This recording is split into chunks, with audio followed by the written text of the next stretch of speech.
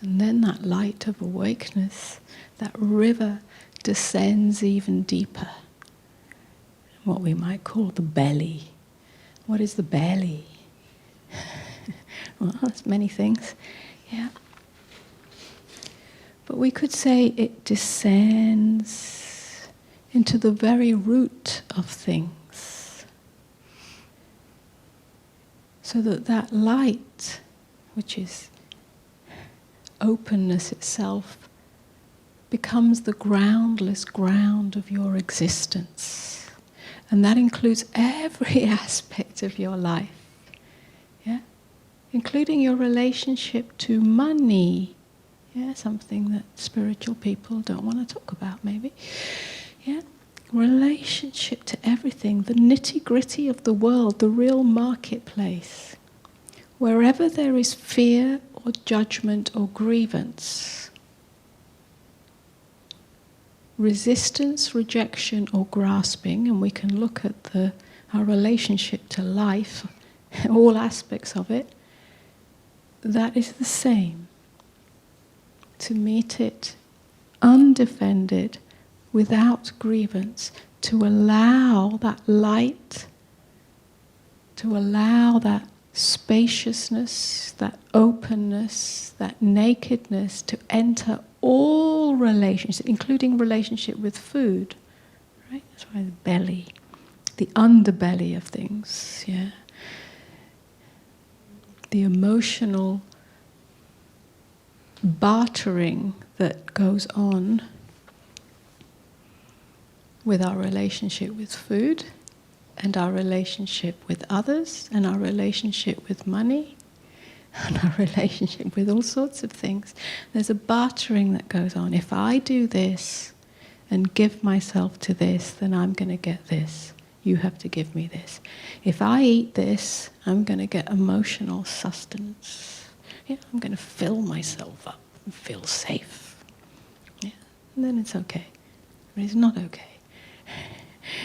If I don't know, whatever it might be, if I have enough money, then I'll feel. Yeah, and so on. So there's a lot of bartering that goes on. It's the same as our bartering with God. Yeah, if I'm good enough, if I do my spiritual practice, if I'm a good person, then I will be loved. I will feel myself as lovable. I will have accumulated enough karmic brownie points or spiritual brownie points to enter the kingdom of heaven. There must be no bartering. And then we can just meet nakedly what is. That's how right action takes place. Right action, not action taken from defense, not action taken from bartering, not action taken from begging, not action taken from attack. This is living as the light. Living the light of truth. So we must allow all of life to be a doorway to this. And then there can be full embodiment of awakened consciousness. Now that doesn't make us perfect, it doesn't necessarily turn us into a spiritual teacher. Your life continues along the trajectory that is yours, your unique trajectory. But there is a deep inner transformation. You live as silence. You live as presence. You live as openness. And it's so natural. You don't have to try.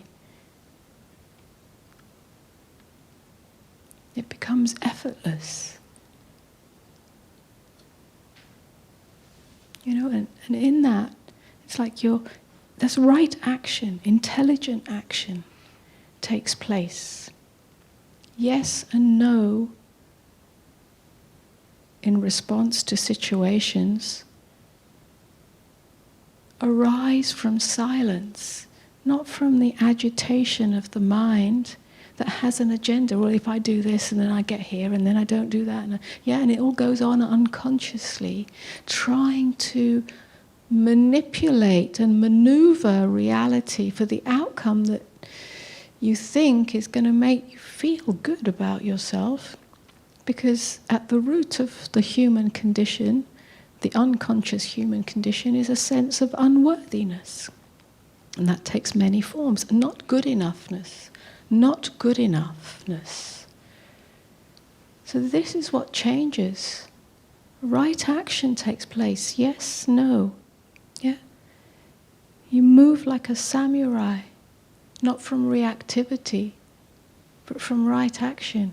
The sword of truth comes into action and cuts off the head, or not. Yeah? And that's right action.